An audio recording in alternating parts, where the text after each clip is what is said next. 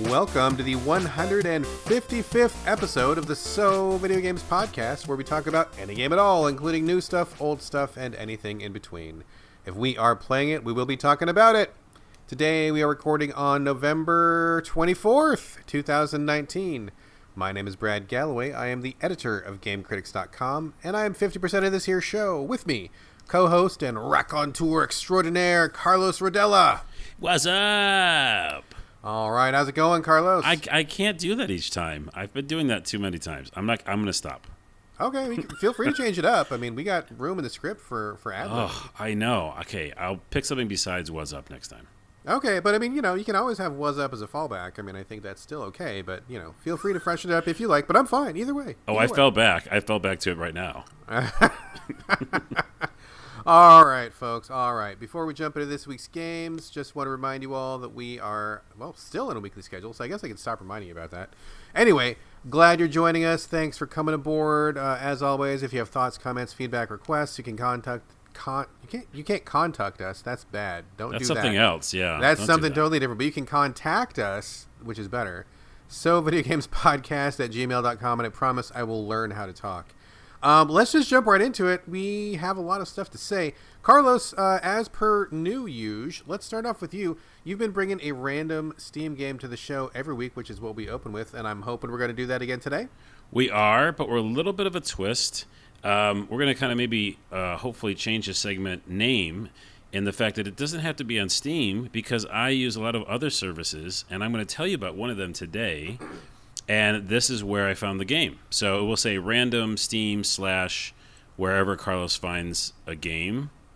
Would it be fair to... Okay, so let's dive down on this a little bit. That's actually a good point, because I think for a long time people have just said Steam generically to mean like a PC game, but that's not really true anymore. There's a lot more competition these days, and what does that even mean anymore? It doesn't really mean anything anymore. So I'm glad you brought that up. I mean, there's like Origin, there's like the Epic Store, there's GOG, there's several new portals now. So should we say it's Carlos's random PC game, but it might not always be a PC game, right? Because you play consoles too. No, yeah, but this would be a PC game, I think, because basically what I do is, I'll find like a cheap, we can call it something like cheap / free PC game. Let's just do that, because I think that's really what it is. I play a million games that are like under $5 because they're an easy price point, and it's pretty easy to get in and try something new if it's a demo, if it's free, if it's $1.99.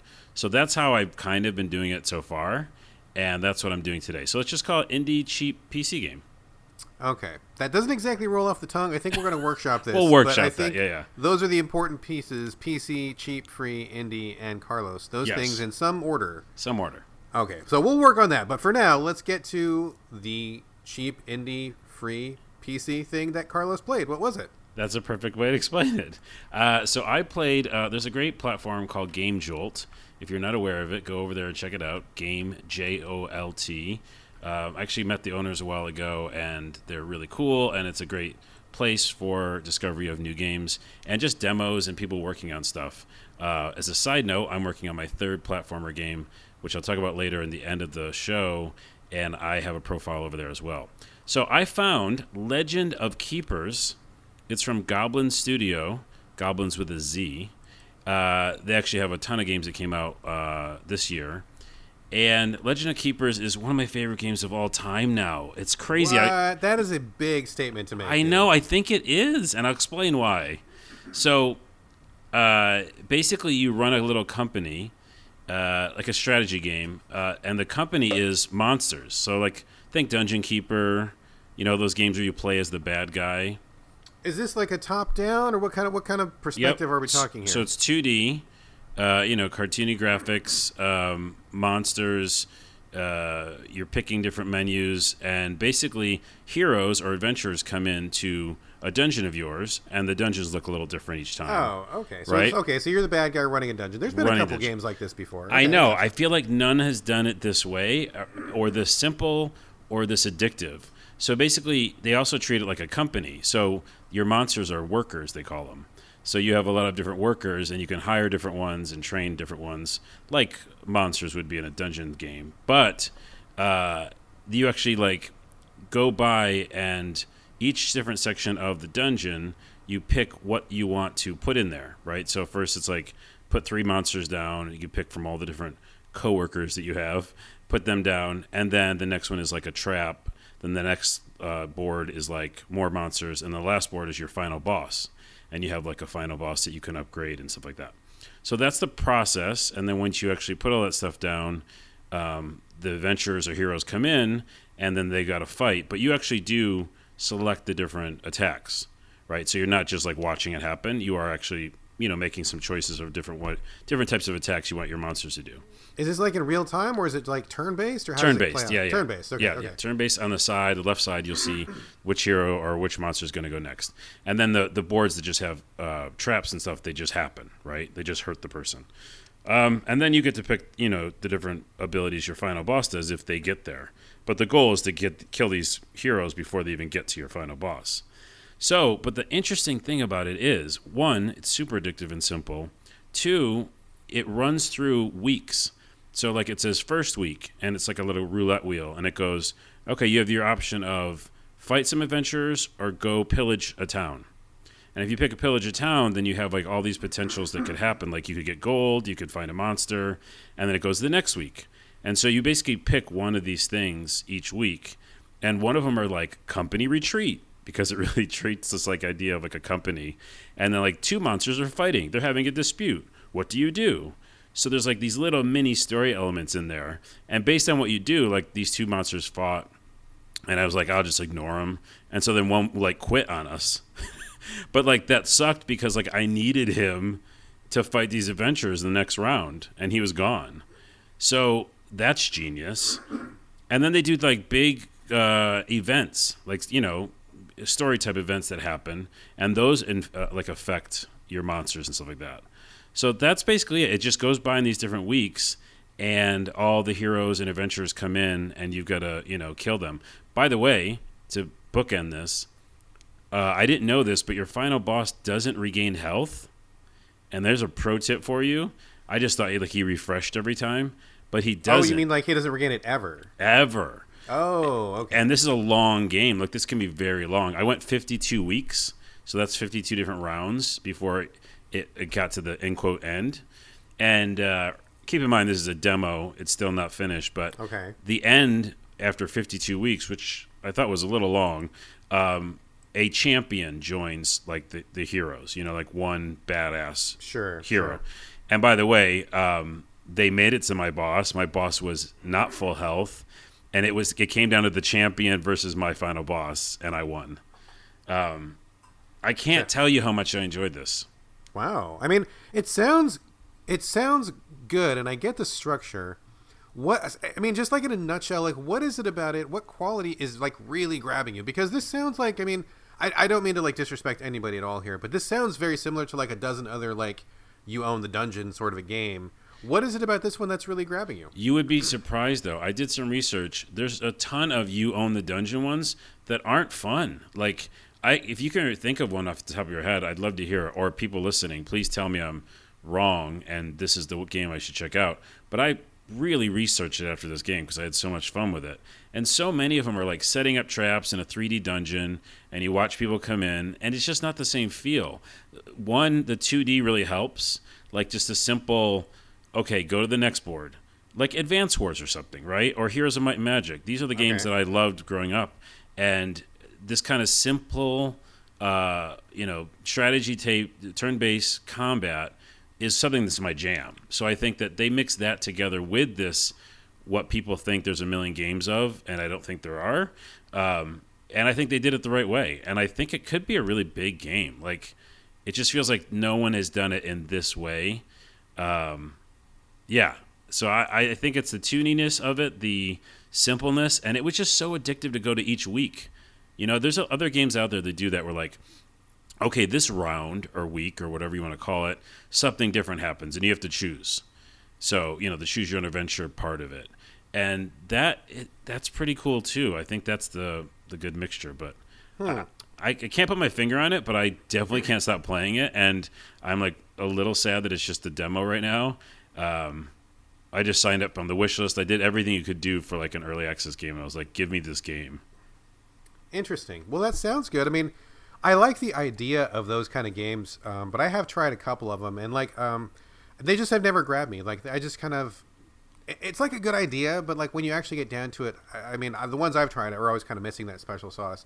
I haven't tried a lot of them because they usually end up being PC games, and I don't play a lot of those. I usually play the ones that come to console, but I mean, it sounds interesting. Does this sound like something that might come to the Switch, maybe? I was just going to say that. This is totally for the Switch. I mean, I don't know that yet. We'll have to look at his page. We don't do research.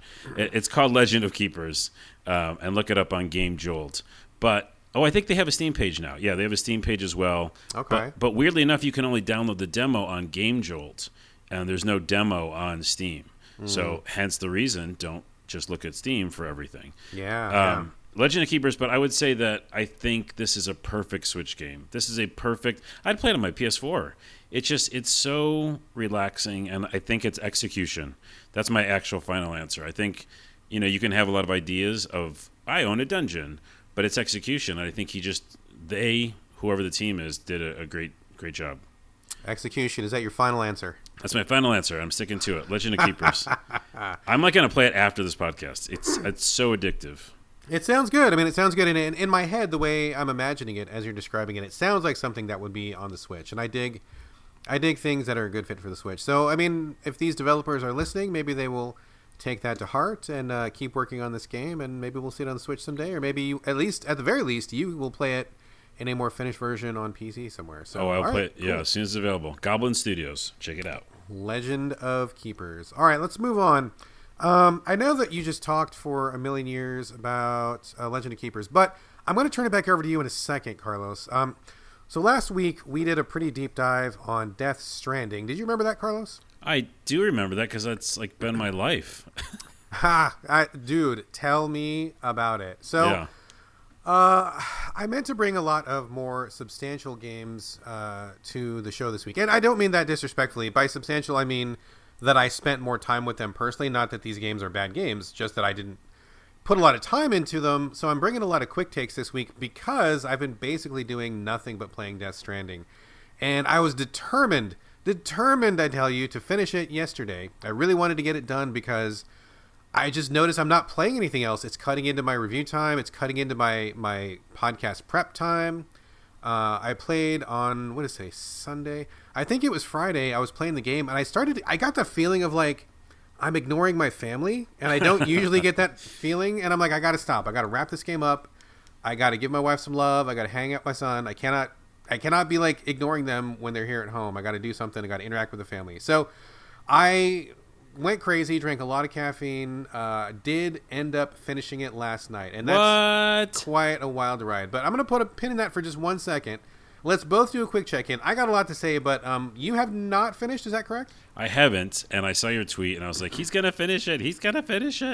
And you did. Man, I did. Oh, dude. Okay, there's several stories there, but where are you at in the game? How are you coming along with it? Let's do just a real quick check-in with Carlos here. Yeah, so let me think what the last time was. Oh, wait, we can't say anything spoilery, so... wow, yeah, we can't really say much of anything. I think here's my thing.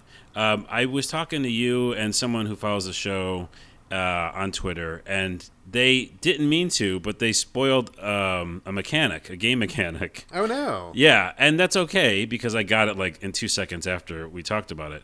But I think that, I really feel like people should just talk about this game in a spoiler cast, and we should definitely, but it's like so many small systems that keep getting added, and you don't expect them or sometimes see them coming. Like even the vehicles. I didn't know there was vehicles until someone basically spoiled that before I even got to start playing the game.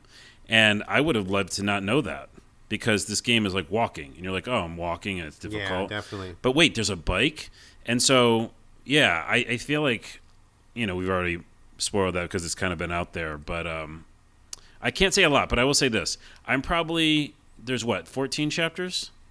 That sounds about correct. Yes. Some of them are very, very short, and some of them are really, really long. Are some of the ones near the ending very, very short? Because I'm hoping you say yes. A couple of the ones near the end are pretty short. In fact, some of them are basically just like boss levels, or I think there's a couple that are basically just like one cutscene and then it moves on. But some of them are really long. Okay. Well, I think I'm at 6 or 7. No, I'm 8. Oh, you got a long way to go, bro. I still got a long way to go. You got a long way And to you know, go. it's funny because from 6 to 8, I felt like it was a long time. And I was like very excited that I was in 8. And I was like, yeah, I think somebody said like, oh, you're halfway there, buddy. And I'm like, ugh, that's right. No, you got a way to go. This Wait. is a long game. When you say that, though, there's people play things differently. So you say that, but maybe I find this little, quick way to get through it. I mean, I play games pretty quick, and I got to tell you, I did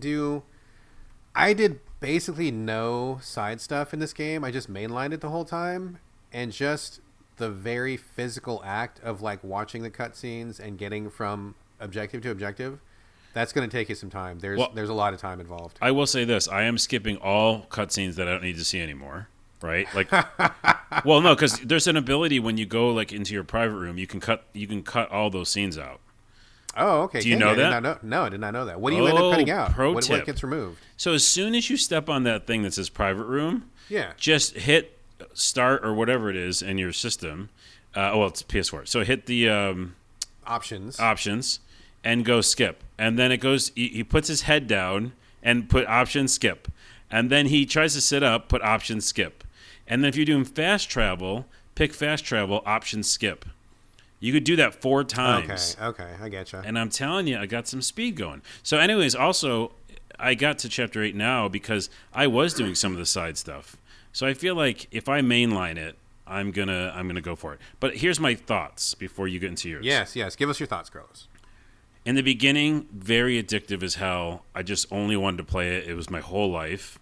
It's not my whole life now, but it definitely was. Each new mechanic built on each other, and I just felt like, what is this game? And I was really, really intrigued. But then some issues started happening. Like, when you mess up in this game, even if it's just a couple seconds of not paying attention to the BTs in the right way, and they bring you down into that oil like we talked last time. Yeah. That can set you back so far that you almost feel like you've missed a save point or something, right? And you feel like, ugh, and then this thing is damaged or whatever. And so that started weighing on me, as well as those huge monsters. At some point, I guess it ramps it up, but like BTs become this big circle that you've got to like run away from or defeat monster, but fuck that shit because it takes too long.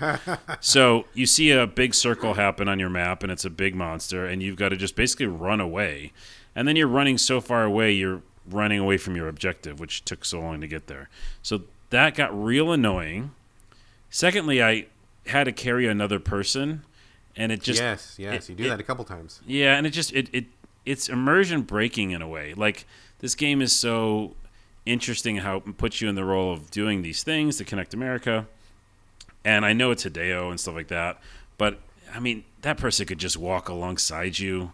I just don't understand why everything has to be a package. So it's a small thing, but it bothered me. And the last thing was I just got a smidge bored because when I play video games, I like that power fantasy. I like the feeling in control. Life is fucking chaos.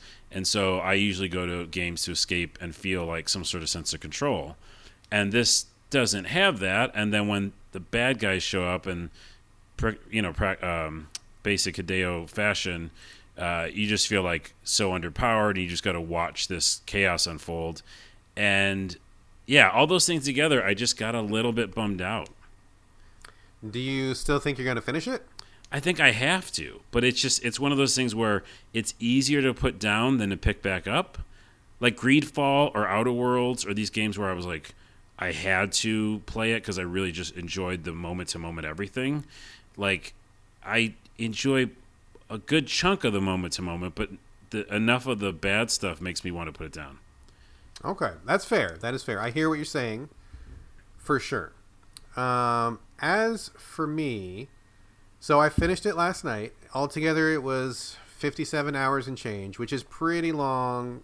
I know some people are very used to playing 100-hour games or they want the infinite games or something. But for me, with me being so busy and with a family and my responsibilities and stuff I got to do, like that amount of time, basically 60 hours, that is a huge amount of time to devote to a game. And I don't play games that long unless I love them. And I will say that I did love Death Stranding in a mechanical sense.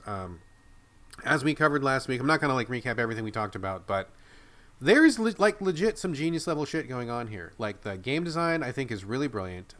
His way of recapitulating game themes in the gameplay, also brilliant. The mechanics, I think, are brilliant. Just the game itself. I mean, just the fact of like, hey, this is a game about fucking walking from point A to point B. Not everybody could pull that off, and I feel like he really pulled it off. Like, there's a lot to really, really like about this game, and I respect it. I enjoyed playing it. I thought it was very satisfying to play. I had my ups and downs, just like you. Like, it wasn't always fun, not always fun.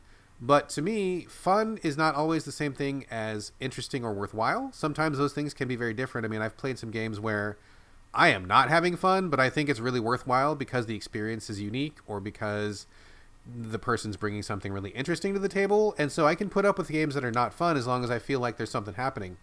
And there's definitely something happening in this game. There's always something happening. So I feel like in terms of gameplay, game design, moment-to-moment decisions, overall, that kind of thing, I think it's really deep and mechanically rich and really worth playing. I still think it's really worth playing. It's like art. It's like art, right? Like, so it's a beautiful piece of art. I will agree, right? Yeah. And, I mean, exactly. And it's the gameplay part is that what pushed me out a little bit, but I'm in the same exact page of you as like the way that it's made and the genius of moments of it and mechanics of it, you know? Yeah. And I mean, and I definitely did not love every moment of it. There was a few points where I was like, oh, for fuck's sake, and, you know, why am I doing this? And, oh, God, I can't believe that just happened, or, you know, whatever. I mean, I definitely had moments of that. But overall, I mean, there's no question that Death Stranding is doing something that no other game is doing out there, that he had an idea that no one else has really tried. He's got mechanics that no one else has bringing to the table. So I give him props, like, total respect. Total respect. But the story is an entirely separate matter. I was kind of into the story, and I'm not going to spoil anything, folks, so you don't have to dash for the mute button or anything. If you're like on a bike or you're driving, don't get into an accident because you're trying to shut me up, because I will not spoil anything. So Kojima is amazing to me, and he is the same Kojima he's ever been. He is a brilliant game designer. He is brilliant with mechanics. He is brilliant with like the tactile mechanical sense of things, and he is fucking hopeless when it comes to storytelling. I know that people say he wants to be a director and all that stuff. It's never going to happen because this guy can not tell a story at all. It is so okay, here it's frustrating. Okay, I'm not going to say that it's bad, although it is horribly told. He does a terrible job at getting the story across. But here's the thing: he's got enough story in here for like 2 or 3 separate complete storylines. Yeah. There's too much in here. And speaking as an editor, he needed an editor in the worst way, because he's got so much stuff in here that could stand on its own, but it doesn't. He's got one complete idea over here. Okay, no. He's got an incomplete idea over here. He's got another incomplete idea over here. He's got another 3rd and 4th and 5th incomplete idea. And instead of getting rid of a few of those and really fleshing out what he's got, he just keeps adding more. And so every time I got on a track that was like, oh, this is pretty interesting, I wonder where this goes, it doesn't go anywhere. It goes nowhere. That's actually a really good point, and I'm glad you brought it up, because I feel like maybe that's the real reason I jumped ship for a minute, because you do need that narrative pushing you forward to be like, this is why I want to keep doing this. Right. Especially with an arduous task of going up a mountain. Absolutely, yes. And you're like, well, wait, am I just helping this one girl because there's a guy with the oil out of his eyes, because the other thing with the baby, and I have to go because the... why? And so then you don't have that directive kind of... Like with Greedfall, I knew exactly why I wanted to do something with this one faction, and I was really excited to do the game mechanics of that. Right? Because I knew what the outcome was going to be. Outer Worlds the same way. I knew what this was going to cause if I did this gameplay action. And right now, I have no idea what I'm doing at all for any reason. I just know that supposedly connecting something, and I'm the internet guy, like that's it. Yeah. No, I mean, you're totally right. It starts out okay before he starts layering other stuff. When you just have the basic idea of like, hey, we need to connect the internet from coast to coast. That's a very simple, straightforward idea, and it gives you motivation. Like, you know, when I started the game, I'm like, okay, yes, starting at the East Coast, going to make it to the West Coast. That's a good goal. I'm feeling this. I'm going to do it. But as he goes on, he just keeps adding more and more stuff, and like none of it is really well fleshed out. None of it to me ever came together, and it sucks because I love the mechanical side of this game so much. I really want to be able to hold this up and say, you know what, Death Stranding is like a game of the year. This is an amazing game. I want everybody to play this. And I really can't say that because the story, I mean, this story would not pass writing 101. Like, it is so horribly told. And I know there's a lot of people out there who are like, oh, I love Kojima. If you like it, that's fine. But there is no defending how poorly this story is told. It makes so many mistakes. It makes so many obvious errors. Like, when I went through the game, I didn't feel anything for anybody. Like, there's so many missed opportunities for drama, so many missed opportunities to have connections with people that would give you, the player, more motivation to hang in there and keep going. And so many of these ideas are like, Kojima was Googling something, he saw something cool, he put it in his game. Googled something else, put it in his game. And it's like, dude, that's great for brainstorming. You cannot put all your ideas in a game because it ends up being a cluttered fucking mess. And that's what this ended up being. It's funny because you said drama, and there's like so many tiers in this game, but how many of them are earned, right? Like zero, dude. Yeah. Like none. I mean, I got to a quote-unquote really emotional part, and there's this other part where you're supposed to feel something for this person. I felt nothing at all, dude. Like, no connection to any of these characters. I mean, the dialogue is so bad. The scripting is just awful. And okay, so I felt like that was a huge missed opportunity. And the shame of it is there's many times when there are good opportunities for things, he does not capitalize on those, and he just doesn't understand how to tell a story that really grabs players. And the worst part about this, dude, the worst part is that I don't think it's much of a spoiler, but you get to the end, and when he's like, okay, players at the end of the game, you know, the jig is up, I gotta explain everything.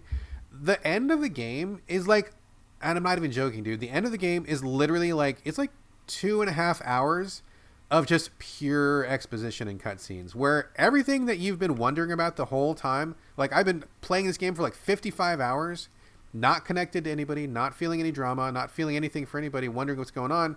In the last 2.5 hours, you just gotta fucking get comfortable because he's like, okay, now I'm going to tell you every single idea I ever had about this game. And it's just like 2 hours of pure cutscenes. And I'm like, movie. Oh my it's the God. movie. Yeah, it's like the worst movie you've ever seen, dude. It is the worst. I was going to ask you about that ending, and yeah, it seems like I thought it was going to be like a just massive cutscene movie, and it sounds like it is. It's awful. It is awful. Like, and again, the worst part about it is you can see that there's flashes of brilliance. There's a couple good ideas that I think are great. There's a couple mechanics that I think are great. There's a couple twists that would have been really cool if they had been built up properly. There's a couple relationships that would have really had some weight to them if they had been built up properly. But you just play through 50-ish hours of gameplay. And again, I love the gameplay. I think the gameplay is great. I enjoyed it. It was strong enough to carry me through. But God, it was just like getting to... I mean, it just felt like this game's pants fell off and it stumbled down a flight of stairs and then it shit itself when it got to the bottom. And I'm jeez. I'm like, what is going on, dude? You're so smart when it comes to the gameplay and you fuck it up so bad with the story. I have a good analogy, I think. Yes. So, you know, I think his craziness and his, in quotes, genius at times and stuff, I think that would be good to be paired up with someone else. So a good example is Charlie Kaufman and Eternal Sunshine of the Spotless Mind. Okay, sure. So I love that movie. Michel Gondry is one of my favorite directors of all time, and he directed that movie, and that's why it looks the way it does and is weird as fuck as well. He also did his own movie, Science of Sleep, and not as good. Like, not even close. Like, I like it, but no. And so what happens is you have someone who is just in their own juices. No, that was a terrible choice. In their own thing, you know, and they kind of forget to... They need help. They need, like you said, they need an editor or they need some other eyes on it. And then some like really crazy genius can happen out of that, right? Yeah. So I think that's what I'd like to see him do next is like work with someone else. Yeah. I don't know if he would do that because he might be, I don't know, stubborn, but maybe he isn't. But that's what I'd love. I think that would alleviate some of what we're feeling. Yeah. He is a genius, dude. In certain ways, I feel like he is a literal genius. I feel like he's done a lot to to contribute to like the world of video games. He's a brilliant like innovator when it comes to systems, mechanics, and gameplay. Like he legit genius, like no doubt. But he is hopeless with storytelling and characterization. He needs that guy. Like often people said that another analogy is like with the Star Wars movies. We all talk about George Lucas, but when he was working with Lawrence Kasdan, who people often don't recognize, but he was like a producer. And apparently, if stories are true, he was the one who like kept reining Lucas in when they were making the original trilogy. And those movies came out great in comparison to what he did on his own. I think that you're right. I mean, Kojima needs someone standing over his shoulder and be like, dude, come on. Like, this is bullshit. This part's good, but this part's bullshit. Let's get rid of this part. He just needed to just rein it in. Yeah. And it just sucks because I thought that the story ended up being terrible. The characters ended up being terrible. The way that he stitched all these, like, it's like a giant mashed up meatloaf of just weird ideas that don't hang together, and it was so disappointing, dude, because I love this game. I still love this game, but I just can't wholeheartely embrace it because it just stumbles over itself so badly. And it just reminds me, this is the way it's always been with Kojima, dude. This is Kojima.text, Kojima 101. This is how he always is. I shouldn't be surprised. No, okay, so you're definitely not selling me on picking it back up, though. That's like the worst thing I could hear is like, oh yeah, the ending doesn't really make you feel, and it's still weird. But I'll say this last thing. It might still take a minute for me to pick it back up because I definitely have, the fatigue, and that hearing of that ending doesn't inspire me at all. But I will say it is that minute-to-minute gameplay that is addictive. It's pretty addictive to want to try to get up this mountain and to get on the other side or to load up stuff. Inventory seems to be something in our human brain that we like doing, even though we complain about it a lot. I think we do like organizing shit, creature 100% habit and stuff. Agreed. So that part always kind of draws me back to the controller. I'm like, well, I could go up that other mountain probably. So we'll see. Well, just to wrap it up, I will say that I still love this game. I do not love the story, but I love this game. I will also say that if you or anybody listening plays this game and reaches a point where you feel like, I'm good on this game, just stop. Because once you've gotten the experience of hiking and the packages and all that, like, that's good. Like, you don't need to keep going because the narrative is not going to take you anywhere. And I will say, honestly, I bounced off of Metal Gear Solid 5 like really hard because I was looking to get some good story out of it, which was stupid on my part because I know that he doesn't do story well. But after playing Death Stranding, this may sound crazy, but I'm actually interested to go back to Metal Gear Solid 5, skip all the cutscenes, and just play it for the mechanics, because I kind of want more mechanics from him. I really like what he does with mechanics, but I bounced off the story. I could not swallow the bullshit that he was shoveling. In that game, so much of that story is just pure bullshit.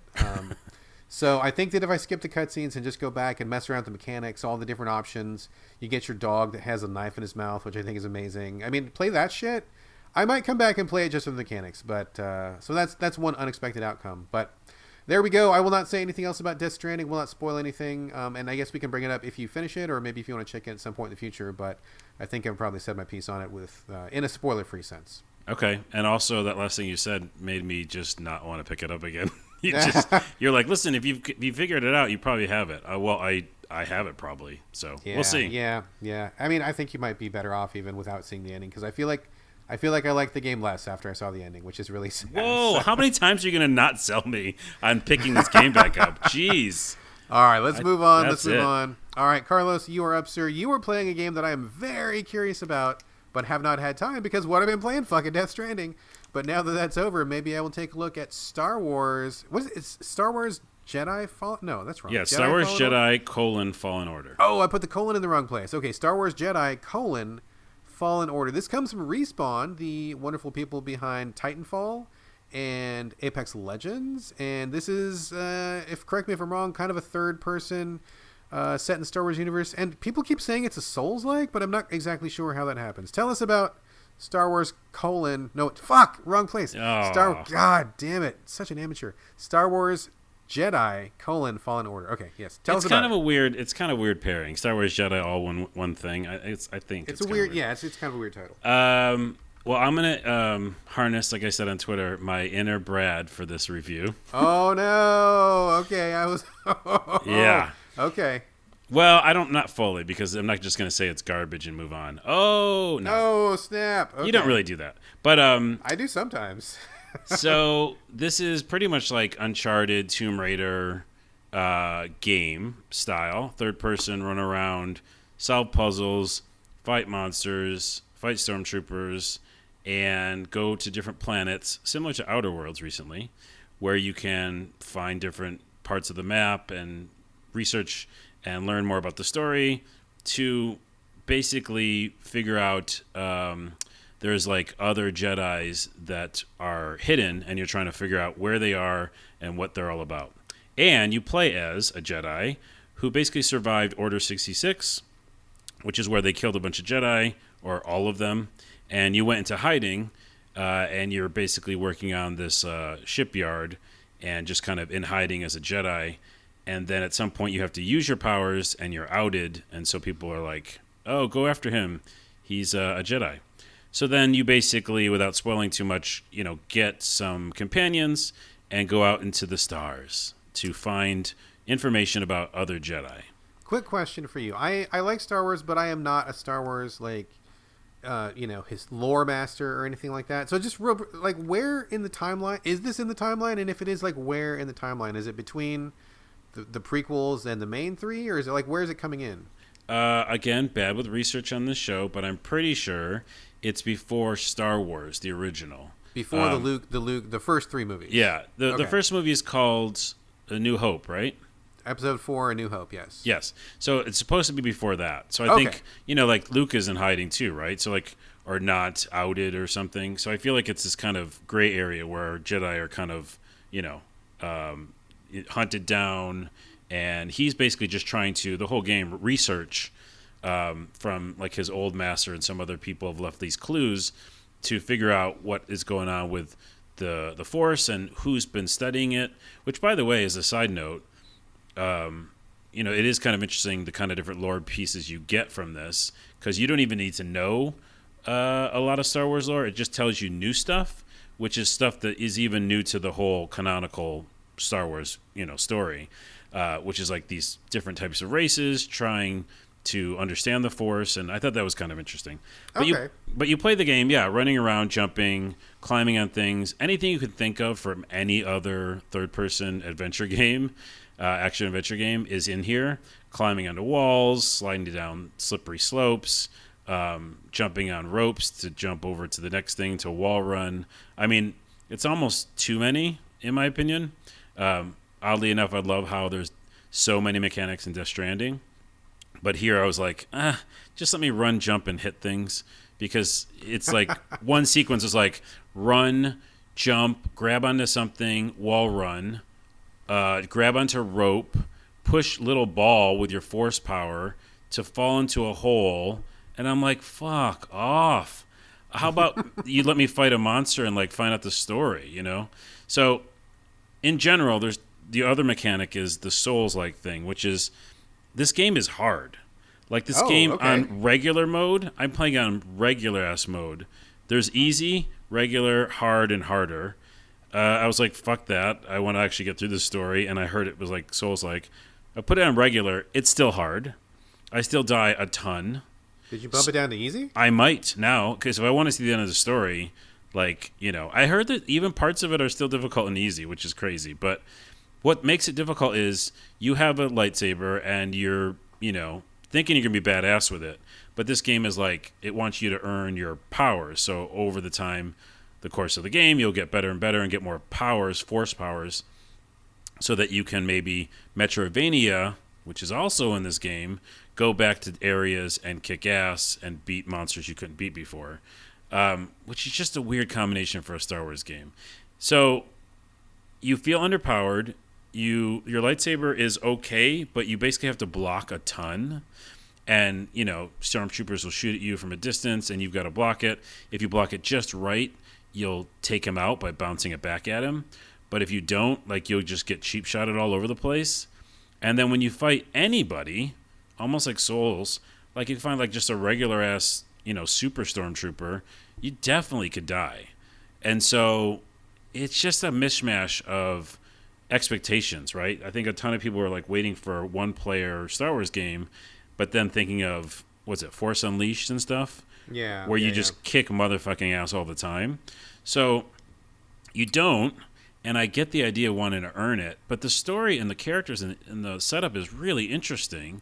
Well, hang on one second. That's a really interesting point that I want to chew on for a second here. Yeah. So I remembered. It's funny you bring that up because I remembered some people talking specifically about the difficulty because I spend a lot of time looking at accessibility because Game Critics is really big on accessibility in terms of like for people who have hearing impairments or people who have some kind of physical impairment that would require controllers or maybe different settings on games. I mean, and so I heard a lot of people talking about this in a good way, and so I looked into it. And now that I'm hearing you talk about it, I am reminded of what it was that I read. So apparently, the difficulty in this game is different than your normal difficulty because I think in most games, it's just like, oh, the monsters do more damage and you deal less damage or something like that, or usually the monsters have more health, and it's a simple thing like that.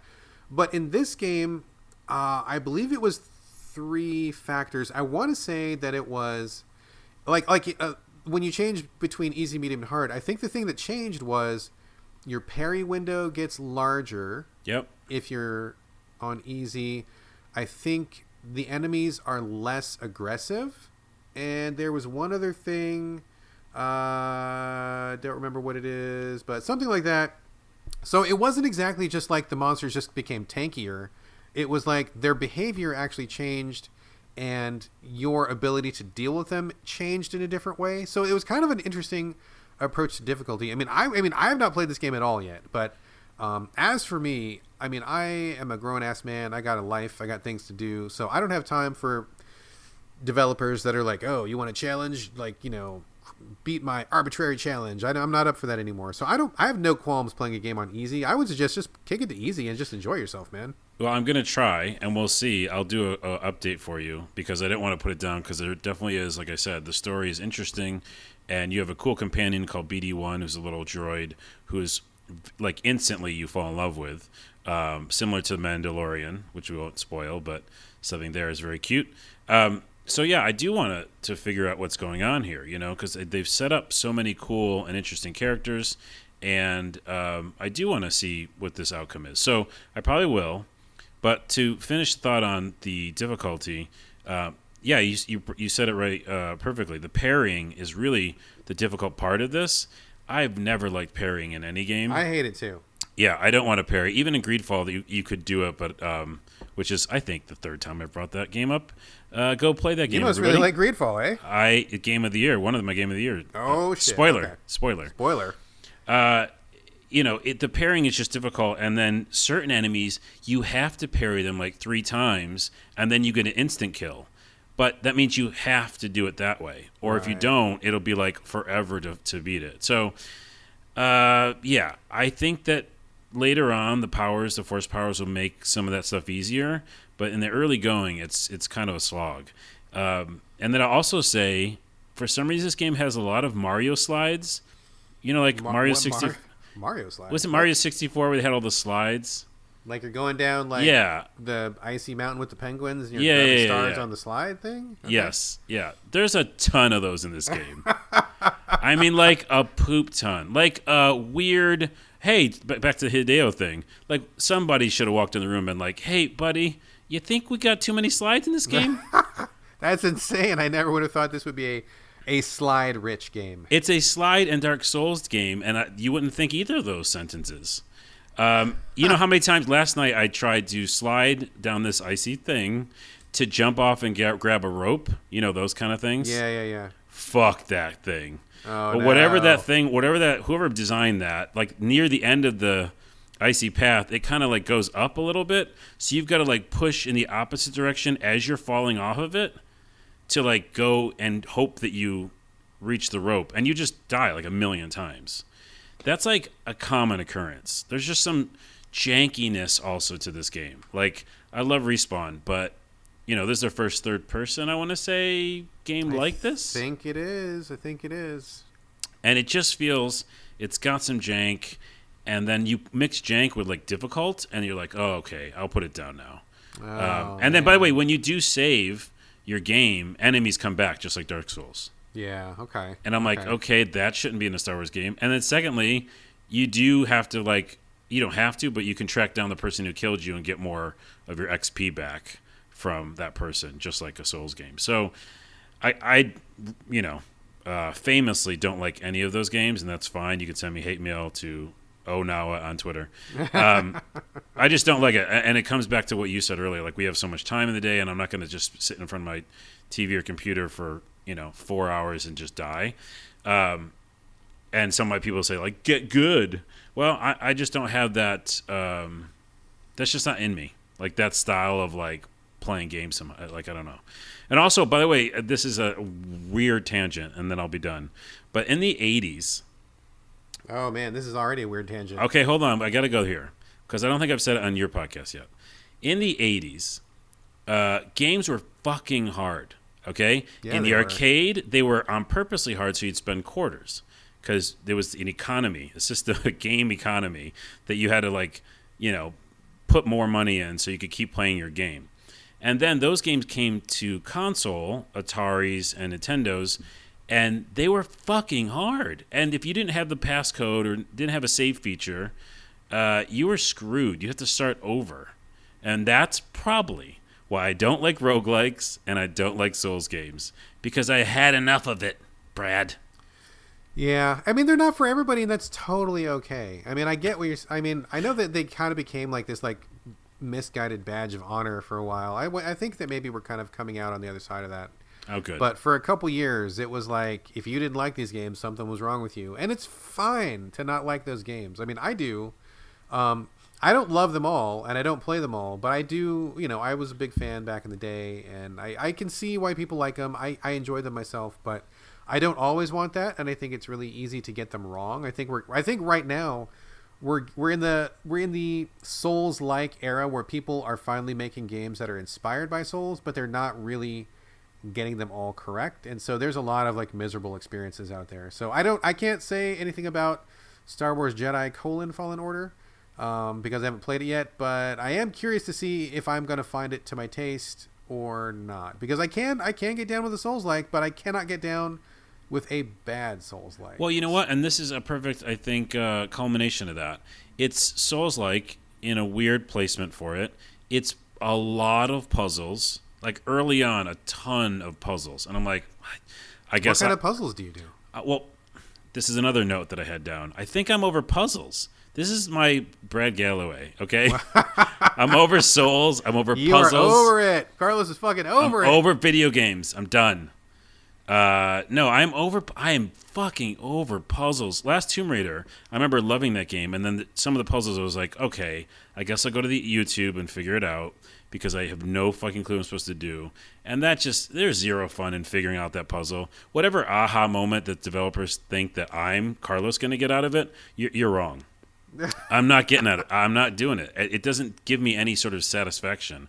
I just go like pushing blocks, or like what kind of puzzles? You force push a ball into a holder, but then that's not the end of it, because you got to push this other ball into a wind tunnel so it jumps up onto another holder, and then you got to climb over this other thing and knock this other thing down.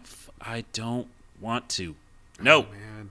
It's funny you say that, dude, because I haven't played a game like that in a while, and now that you're like saying it, I'm kind of having like flashbacks to some puzzles that I did not enjoy. But yeah. Okay. Well, anyways, that's my inner Brad. I don't think I like the game. Like, it doesn't sound like you like it that much. Yeah, I feel like it's compelling to go back and see an easy mode. Like, I really want to see that story, so I might do that. But fuck, all those puzzles are still going to be there. By the way, the puzzles aren't going to get any easier. Yeah, so. The puzzles are not affected by the difficulty. It's just the enemy part. So, well, I would just my advice, like I said, put it on easy, see what happens.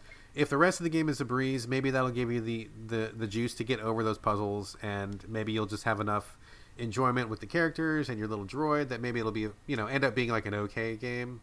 But we'll see. I'll update you. Give us an update. I really want to play this, but I'm so kind of like I'm kind of done with like a big game for a while because of Death Stranding. I think I may just end up playing a bunch of really short Switch games for a week or two just to kind of reset my internal clock. So, dude, Legend of Keepers. I don't play anything on computer, so I won't do that. Wait. So you just don't because it's some sort of like clause in the Brad system? No, I mean, I just, number one, I don't like messing with computers at all because I have really, really bad luck when it comes to technology. Like, if there's something that can go wrong, it always goes wrong. Like, I am the guy that always finds the weirdest ass bug in some game, or like if there's like one tiny little glitch in a thing, like it happens to me all the time. Yeah. And so I just don't play anything on PC. I also have extremely low tolerance for fiddling with settings or like trying to get things to work or installing drivers. I hate that shit. I hate it so much. I never do it. So I don't like any game that if it doesn't run perfectly the first time, I'm out. Like, I'm just out. I'm not going to mess with it. And also, my computer I spend a lot of time on my computer for work, and I don't want to be on a computer when I am not working. And so that's the real issue. Yeah, I spend so much time on a computer when I'm doing something that I don't want to be doing. I don't want to be at the computer. It's a different experience, but yeah, so I just don't play anything on computer. So I'm going to jump on the Switch. I got actually a bunch of shit on the Switch that I really want to get to. Children of Morta just came out, I think, last week. I might want to check that out too. I have a couple other games that I've been looking at that I really want to get to. There's a bunch of games I want to come back to. I have a lot of stuff that I really want to get to on the Switch, and I feel like for the next 2 weeks, I'm going to get to the Switch. But I still want to play Fallen Order. I'm still kind of interested, so maybe later I'll report on it. We'll see. Okay, and also Children of Morta, is that what you said, right? Yeah, that just came out on Switch. I think it's on PS4 too, I want to say. Yeah, it just came out on PS4, but it's been out on PC for a while, and I think it's been out on Xbox for a while. It's on everything, I think. Okay, I might check that out with you, so... Okay, cool. Yeah, I've heard nothing but good things about it, so I'm really looking forward to checking it out. But I have no info on that, but I do have some stuff that I can talk about that I did dabble in. So again, like I said at the beginning of the show, I spent most of my time on Death Stranding, so I do not have deep dives on any of these games, but it's fine because I don't think any of these games deserve a deep dive. Oh, and Brad's back. I'm back. Welcome back. It's me. Okay, so the first one, and these are all on Switch, by the way. First one is Mars Power Industries. This is a very small puzzle game, which came out from a studio who I've forgotten. I apologize. I meant to write that down, and I didn't. But this is it's frustrating. It's like a game where it's a puzzle game, but they do not explain to you how to play it. It's like one of those games where it's like, here's a game, you'll figure it out. And I'm like, no, I can't. I need some help. So maybe I'm just slow. Maybe I admit I am not the best puzzle kind of guy. But so you are on Mars, and this is a 2D pixel-based indie ass, really small budget, very simple. I mean, this could have been on the the DS or something. Like, it's a real simple kind of a game. What you do is you're supposed to supply power to little structures that are they're like 16 by 16 pixels or something. It's very simple kind of tile-based game. You're supposed to supply power to these structures, and so each little thing you have that supplies power gives power in a certain direction. Like, one thing, if you put down a block, it'll give power to structures that are to the left and the right of it. Another block will give power to the blocks that are above it and to the diagonals of it. So, like, you have these little blocks that shoot power in certain directions, and so you need to figure out which blocks to put on the map and to make sure that all of your structures have power. Seems simple. When I watched the video on YouTube, I'm like, oh, this looks simple and cute. This looks good. Okay, no, not simple, not cute. I'm a little cute, but still. The thing is like, I just don't understand the rules of the game, and the game doesn't explain them to you. So, like, sometimes you cannot put a block anywhere you want to, and sometimes I did not understand why I could put a block there and I couldn't put a block there. I don't get it. Sometimes the board changes based on what you put down. So sometimes a block is fine one turn, and then it's not fine another turn. And again, I was like, what's going on? I don't understand why I can't do this. And certain blocks cancel out other blocks, and that's really frustrating when you're not exactly sure what you got to do. So basically, I think my takeaway is that they want you to figure out what is the absolute correct order of operations for each puzzle. And I fucking hate that kind of gameplay. I hate that kind of gameplay where there's only one solution, and if you can't figure it out, you're stuck. Oh, yeah. And there's no tutorial. Zero tutorial, zero instructions, zero explanation. And a lot of the time I'm like, I don't understand what's going on. I got to this one puzzle. I swear to God, it was like the fourth puzzle or something. Like, it's like just starting the game, and I could not figure out I couldn't make any progress. And I'm like, what is going on? I don't get it. There's nothing on YouTube or anything. There's no information anywhere because it's this tiny little indie game. And I just like stared at my screen, and I'm like, I just don't even understand what I'm doing. I don't understand what I'm doing wrong. I wish somebody would tell me what I'm doing wrong because I can't figure it out. And I got so frustrated and so burned out on it. And I just need a game to meet me halfway. You know, like I'm fine to work on a game. I can put effort in if a game's difficult, but meet me halfway. Like throw me a bone, help me out. And I just not into that whole. My brain doesn't work like the developer's brain, therefore I cannot figure out what they're doing, and I don't understand it. So I actually had that a little bit with The Witness. Oh, fuck The Witness, dude. Fuck. Really? Witness. Okay, I don't think I heard that episode that you talked about it, but yeah, I went in early with like, oh, this is interesting and different, and I liked Braid and stuff, but yeah, I said fuck that game pretty quickly because I was like, my brain doesn't do whatever your brain is doing. That is exactly it, dude. If you're in sync with those developers, it's fine. But man, oh my god, it's like these kind of games and point and click adventures where like you're supposed to follow the logic of like comb the cat, get the cat fur, put glue on your lip, and then put the cat fur on your lip. Yeah. My brain doesn't work like that, and I get stuck on those all the time. So like if I can't follow that logic, I get so frustrated, and I was really frustrated with Mars Power Industries. I just couldn't get a groove. I couldn't figure out what it wanted me to do. It's just pure frustration, dude. Did not enjoy it. That's a no for me too, then. Ooh, that was a bad one. Okay, next one. Toast Time Smash Up. Have you heard of this one? No, but I like the name. It's a cute name, and the graphics are cute, which is kind of what drew me to it. It comes from a small studio. They've got a few games out, and I guess I didn't really understand what this game was. Because as soon as I started playing it, I'm like, this game sucks and I hate it. I just do not like it. You play as a piece of sentient toast, which is great. I'm already on board with that. But what happens is, so part of the game is a multiplayer party game, which I don't like those. I wish people would stop making them. I don't play those. But there's also a single player mission mode, which I'm like, oh, I like single players and I like mission modes, so that's kind of up my alley. And it was cheap. I got it for I think $2. So I thought it was worth a risk. You play as this piece of toast. And what happens is you need to defend your goal from other enemies that are coming towards you. And how you do that, 2D, pixel-based, side-on view sort of a game, platforming. And so what happens is you shoot to keep things away from your goal, but when you shoot, your body rockets in the opposite direction. So like, for example, if you're standing still, an enemy's coming towards your goal. You got to protect your goal. You shoot to the left, your body will rocket over to the right. So like you're constantly getting like kickback from your gun. And so like if you point downwards and shoot downwards, you will fly up in the air. And if you're in the air and you shoot upwards, you will rocket back down to the ground. And there's also gravity. So you're constantly like, every time you shoot, you're getting like pushed around the screen. And it's really hard to manage that. And I was like, oh my God, like what is like, really frustrating. The developers give you a button that when you push the button, it'll hold you in place and you will stop moving so you can shoot and aim, but only for like a couple seconds. And then you lose your grip or whatever, and you fall again. So basically you just end up like getting ping ponged around the whole level, like bouncing around like a crazy, pinball or something.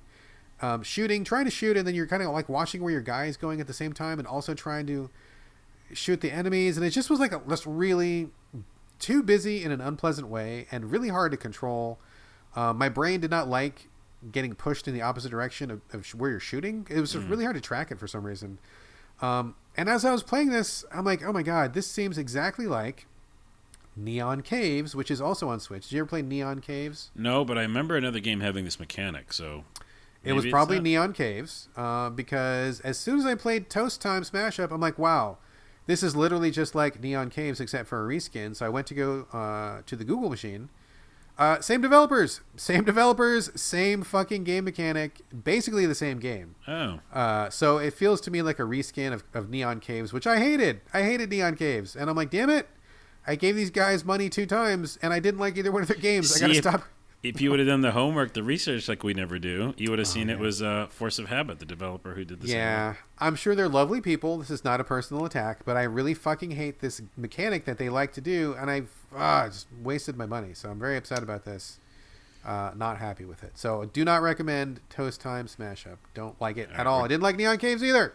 We're doing a lot of don't recommends right now in a row. We're doing a lot. We got one more to go. So I started playing Thief of Thieves. This is written by... Okay, so it's based on a comic book that's written by Robert Kirkman, who wrote The Walking Dead. Very famous writer, very successful writer. This is a it's hard to even describe what it is. It seems like it's going to be a Telltale-ish game, but also it cuts to scenes where you are like a third-person character in an environment and you are sneaking around, being a thief, stealing stuff, and avoiding people and being stealthy.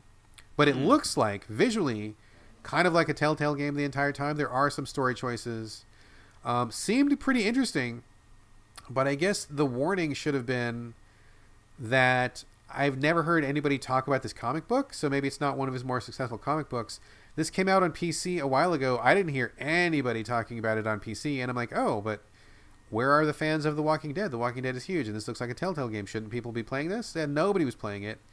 Finally came to Switch, and I kind of cooled off on it like immediately. The premise got me in. The idea of being a thief, like a, super powered, world-class cat burglar kind of person is pretty cool.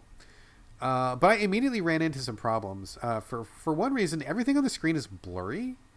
And for a minute, I thought I was going blind. It is not me. It is the game. Something about this port of the game on the Switch is really blurry. The text is really blurry.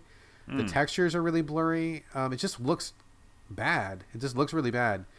It does not run that well. There were some frame rate problems, and the AI was having some really fucked up things. Like in the very first level, you are supposed to sneak into a house, and you're supposed to eavesdrop on this guy's phone conversation, and then you got a couple other objectives. And you're walking into the house, third person, camera's pulled pretty far back, so it's almost like you're almost like getting a side view, like an ant farm view of the guy's house, almost. Not exactly like that, but kind of like that. And somebody spots me, and I'm like, oh shit. So I'm trying to run away.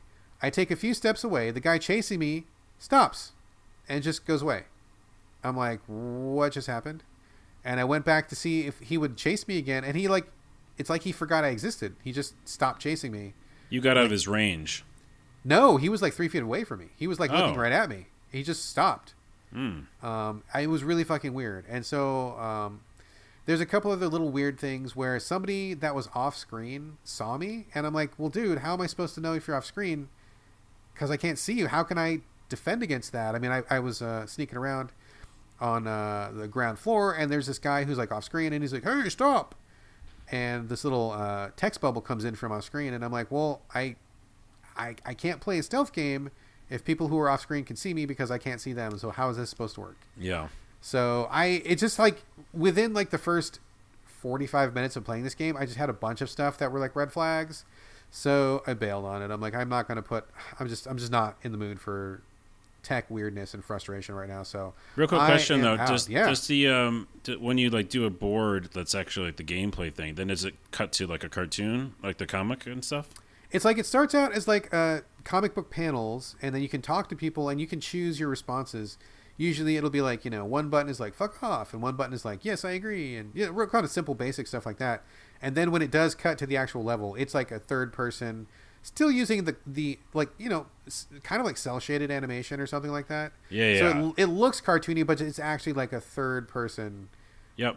Action games. I'm looking at some images now on the computer. And by the way, that's I think what I'm gonna do each time you mention games that I don't know. I just look them up on the Googles to get a better understanding. And I think that the style does look cool.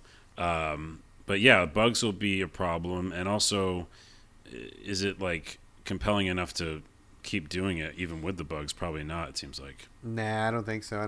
I just, with that many problems so far, I did a little bit of research afterwards because I was getting a little bit frustrated, and I've seen multiple people mention that there are progression halting bugs in this game, where a couple reviewers said they weren't even able to finish the game because they hit a glitch and were not, just literally couldn't finish the game. So I was like, okay, forget it, I'm out. I'm not going to spend a bunch of time on a game and maybe catch that bug and not be able to finish. That's like a complete waste of my time. So I am not going to progress. Thief of Thieves seems like a good idea, but it needs a little bit more time in the oven, I think. And by the way, I totally am down with you looking up the Google, but as a podcaster, I should be describing these games well enough that people can get a good idea of what I'm talking about. That's not a thing against you. I got to up my game. I got to up my description game. Yeah, I'm a visual guy though. Like I want to see that. Unless it's bothering you, then I'll stop. No, not bothering me at all. I'm just making me think, okay, I got to up my visual game. I got to explain things a little bit more clearly. So that I'm going to put a pin in that. I'm going to do it. I'm an information whore. Like I really need all of the information. And so if anybody starts saying something, I'm like want to go look things up. So. All right. Let me talk about a PC game. I think. All right. Yeah. I'm done with my check-ins. Let's go to you, man. You have got a couple quick check-ins here too. So I'm turning it over to you here. Yeah, some quick ones, just quickly. And yeah, I am surprised though about that Kirkman thing because he's such a sought after, well-known writer right now. Yeah, he's a big name. He's a big dude. Yeah. So this real quick couple hits. One is This Land Is My Land. I was so excited about this game because it's pretty much one of the only games where you can play a Native American in general. Is this on PC or where? It's on PC. Yeah. Okay. This Land Is My Land. Okay. This Land Is My Land. It's by Game Labs. Came out earlier this year, kind of an alpha. It's still not finished. It's still pre-release, but you can download it. You pay for it. I spent too much money on this alpha. That happens sometimes because it's not finished and you're excited. But I'll tell you my journey with this. Holy crap! I'm Native American. Can I play a video game as a Native American? I got it. I gotta have it. Right. Okay. The only time I had probably a good time with me as a Native American was Infamous Second Son.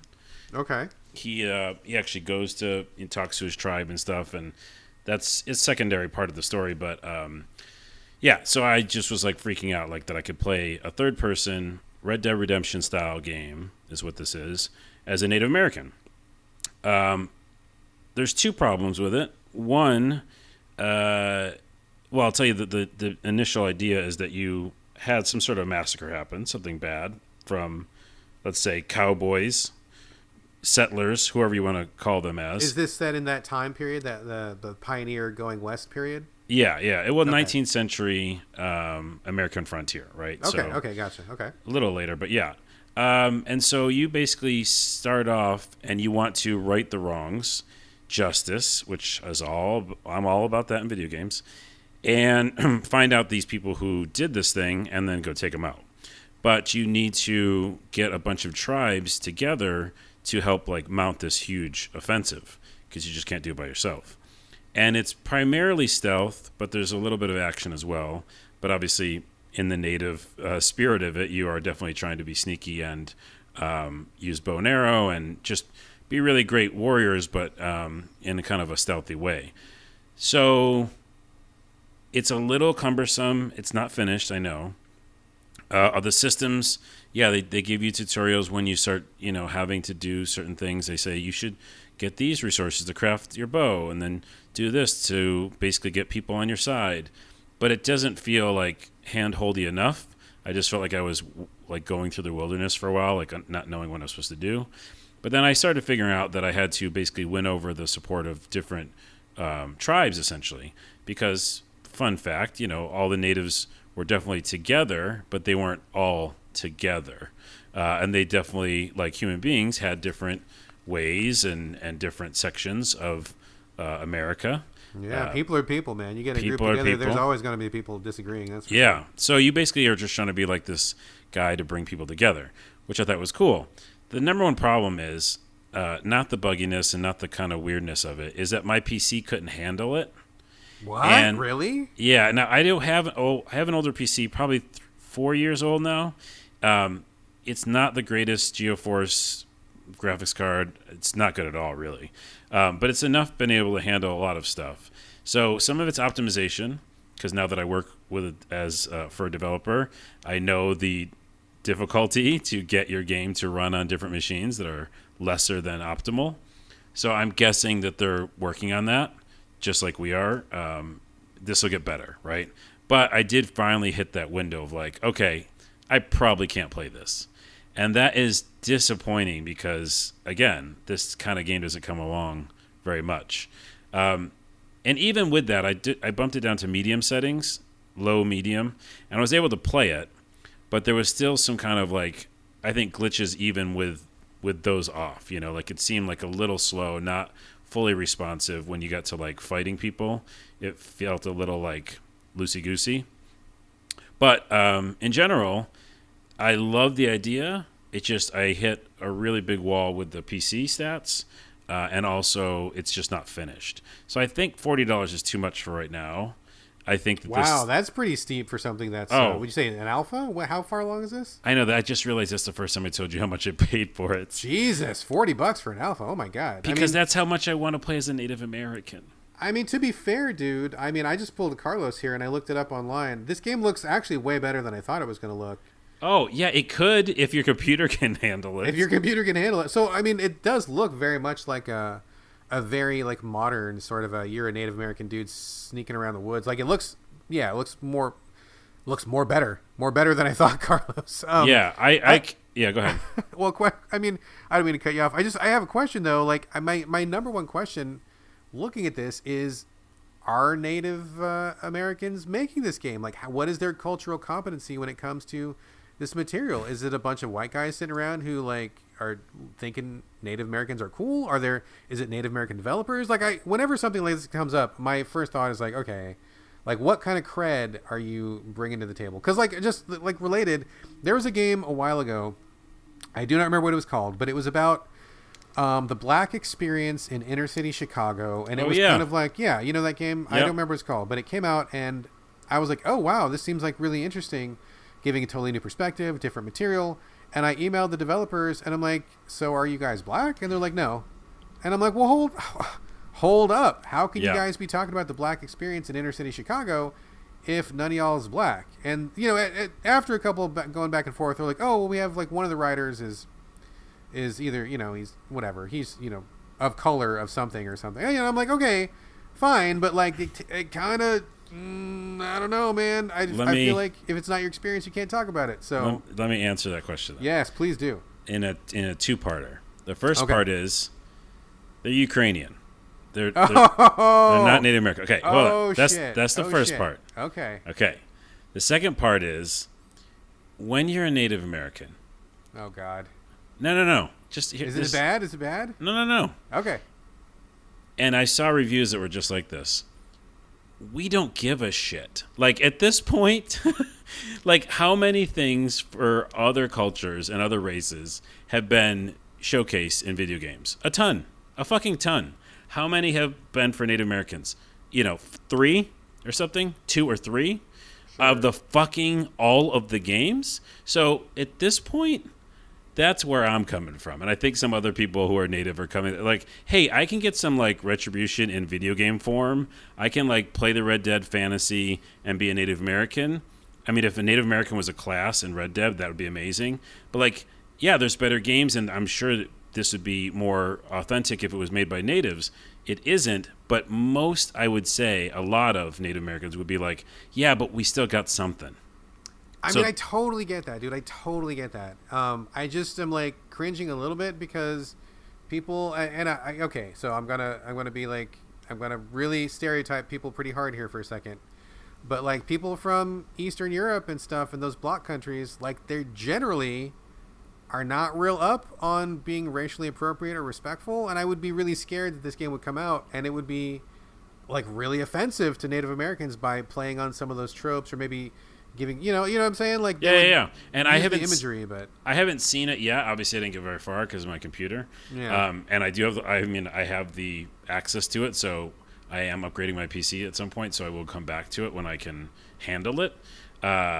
And I'd like to see, because they're so light on story that I don't. You know, you got to tread carefully, but I think right now they're not treading at all. It's like, hey, these people did something wrong to you. You're a Native American. They're not. Go get them. Like, that's kind of it. And it's hard to fuck up that part when it's like, if you don't, I don't know yet, because there might be more story, but there was very few cutscenes, and all the kind of text inside the game was just like, do Native American type things, and then go kill those people. So, and then also hunt, right? Like, and who doesn't like finding bears in the woods and stuff like that? Sure. So yeah, I think that in general, it's like, it's good enough for me, but the problem is I can't recommend it yet because I really haven't had the full experience of playing it because of the fucking settings. So I'll wait for them to optimize, because I know that that's a thing now. I understand optimization. So they're not there yet. It's way too much money. It should be like $10 right now to get in. but I did it because I was so hungry for something. Well, keep me posted because the screenshots look great, actually. I mean, this is something that I would be interested in playing. I just hope that these guys hire like a researcher or a cultural advisor to make sure that what they're doing is respectful to the people that they are portraying. So that's all I'm going to say on that. Yeah, I hope they did. Maybe they did. We should maybe I'll do research and see if they did, because that'd be cool if they did. Agreed. Now you have one more game to talk about, Carlos, before we get to Carlos's games coming up, which is the title of their final thing. Maybe we can workshop that. I don't know. We'll see. The Guise, Guise, not Guys, which would be a totally different game. Yeah. Hey, it's the guys. Hey, come on over here. Hey, it's the bros. Hey, we'll get some beer, some Coors Light. Hey. Yeah, I don't want to play that game. But The Guys, Guise, what is this game about? So I also found this on Game Jolt, but then it's also on Steam as well. So you can do either one. Let's maybe triple check that right now in real time. Real-time triple checking right here on. Yeah, you can download it. Video Games. You can download it on both Steam or Game Jolt. And I found it because it was free, a demo. And the character basically is... Well, let's say the story is you're three little kids and you go see this room you're not supposed to go into. And they say, don't go in that room. You go in the room anyhow. And you, the main character, touches the mask that you see on the table. And the mask looks just like the mask from Hollow Knight. Is this like in your fucking house? Like where are you? Like, yeah, I'm bad at setting things up. So basically, you're three kids, and I think you have a sister who's a witch or a magician, and she's got a secret room you're not supposed to go into. That's all. And you is this like modern day? Is it fantasy? Like what are we talking about? I don't know. It's all the graphics look like Limbo. So what's interesting is I was drawn to this because, like we talked about last episode, Beholder 2 didn't like meet my expectations. I thought it was going to be Limbo, and so this game actually is like that. Like it's very much like a Limbo type game, 2D side-scrolling game. But the cutscene in the beginning is you find this mask, you're not supposed to put it on, you put it on. Now what happens is really startling. You turn into a monster, like some sort of really weird monster who like walks on all fours. Okay. And you still have that mask on, and so basically you have to side scroll and kill other dark creatures in this weird landscape. And you're trying, there's like little story bits, and you're trying to figure out how to like basically get better and be a kid again because you're this weird grotesque monster. But along the way you're killing things like other monsters or other dark looking Limbo type characters. And there's no real reason for that, but they do story bits though. I love that analysis of just like, yeah, I don't know why they're doing it. There's no reason for it. There's no reason. There's a little kid who looks like the Limbo kid. He's got a knife. I should probably kill him. But no, they do story bits, and you find like a character out in the woods, and he's like, hey, can you go do this for me? And kind of like a little mission objectives here and there. And then there's bosses, which is, kind of cool. And I don't know, the game is just like artistically pretty cool looking. And it got me in because I was thinking about how much I really wanted another like weird Limbo type game. And there's little save points that are pretty generous. And there's a little bit of upgrading and abilities. And I think it's just okay. But it's an okay pick for me. That is the best fucking breakdown ever. There's some Limbo shit that I don't know why you're doing it. You got some quests, and I think it's okay. I think it's all right. I think it's all right. That is the best breakdown we've ever had on the show. Well, we've had. I brought some garbage fires. I brought some anger.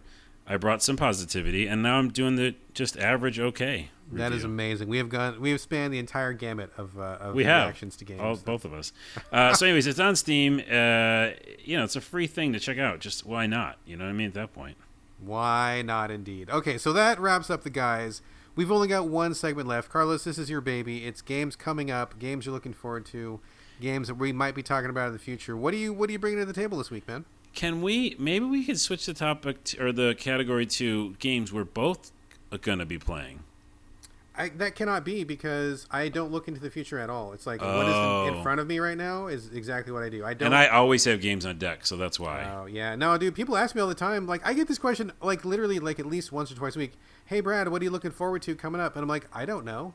I just, like, I don't know. I'll go to GameFly and see what's on my queue, or I'll go to look at, I have no idea, dude. Okay. Well, mine came out of Legend of Keepers is kind of what's brought up these next games I'm going to be playing. Okay. So because I had so much fun with that, I was also remembering Heroes of Might and Magic, which is one of my favorite games of all time. Younger people might not remember that game, or they might think of the I think there was a Game Boy Advance version or something. But Heroes of Might and Magic 3 is probably one of the finest strategy games ever made, in my opinion. And they kept making games like it, but very few and far between. A company called 1C Entertainment made a ton of them. King's Bounty is a big one that's like that game, where basically it's a strategy game. Think Advance Wars. Think of all that stuff before Advance Wars, and think of what's the game? Military Madness. All that type of strategy game. I mean, Final Fantasy Tactics, all that. So, but what's great about Heroes of Might and Magic was that you could have a bunch of archers. You could spend all your money or points or whatever on archers, and then 100 archers could take out 50 warriors, because you had to do the math. They can shoot faster, but the warriors are stronger. So I actually enjoy that kind of piecing together a puzzle. There's a puzzle I do like. In a strategy element that has to do with combat. So, long story short, I was down that rabbit hole, and I found King's Bounty 2 is coming out in 2020. So I will be playing that in 2020. That's a leap forward, pretty much not right now.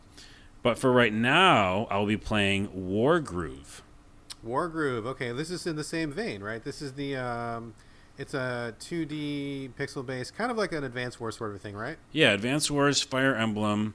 It's the closest you can probably get to Fire Emblem on your PS4, which I'll play it on. Is it for every system? We could look up. I think it is for every system these days. Okay. So Wargroove has also got mentioned on a bunch of best of games of the year lists, and I was like, whoa. So all this research and wanting to play other games like this led me to Wargroove. It's that and After Party will be my only games coming soon, because I am going to talk about After Party probably next episode. Yeah. Have you played it yet or not yet? No, I have it loaded up. So that Death Stranding got in the way. Yeah, Death Stranding gets in the way of everything. It's kind of a big thing. I just realized my son had me fire up the Xbox last week, and I was surprised to see that After Party was on there on Game Pass. Game Pass, yeah. So yeah, maybe I'll jump in and do that with you because it's free. If you have, Game Pass is not free, but it's free if you have Game Pass. So that might be something. Maybe I could. Maybe I'll jump in that with you. We'll see. Watch. We could do After Party and Children of Morta. That could be a thing. Yeah, we could do that. Yeah. But awesome. Wargroove, all times, everything. My whole life is going to be Wargroove. I have a feeling I'm just going to lose myself into that, and I'm excited to talk to you about it. So. Excellent. All right. Well, I guess that's going to do it for this episode of So Video Games. Thank you all very much for joining us. Thank you for being here as well, Carlos. I don't think I could do this show without you. It'd be a very different show if it was just me. So thank you for being here. Oh, yeah, and I'm really enjoying the weekly thing. Both of us play so many games, it's necessary.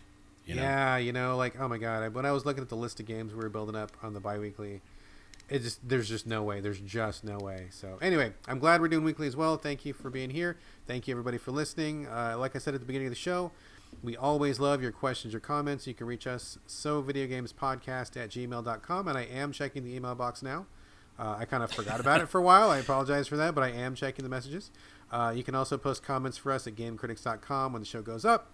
We are also on Twitter collectively at sovideogames, but the better way to reach us is individually. Carlos, where can people find you in the social networks? Oh, yeah, I'm supposed to do a new place each time, remember? You can, or you can do an old one, or you can just give us your standard, whatever you like. Well, in general, Onawa, O-N-A-W-A on Twitter. But also I have, let me click the button to make it happen, Game Jolt. I am working on my new platformer game. I don't just talk about games. I'm actually working on one. It's gamejolt.com/@Onawa, O-N-A-W-A. So basically You're working on 2 games, dude. I'm working on 2 games? Yeah, you work for somebody who's making a game, plus you're making yeah. Yeah, I'm doing mainly social media, video, but that I also QA the game. But this is going to be another one of my weird creations. So yeah, it's gamejolt.com/@Onawa, O-N-A-W-A. Excellent, excellent. And as for me, I am making no games, just playing them for now. But you can find me on Twitter and Instagram as usual. It's my name, BradGallaway. All A's, no O's. And that is it for us. So thank you once again for joining us here on the podcast, and we'll be back next week. And in the meantime, this is bye from Brad. Hey, yo, I'll check you later from Carlos. Shit.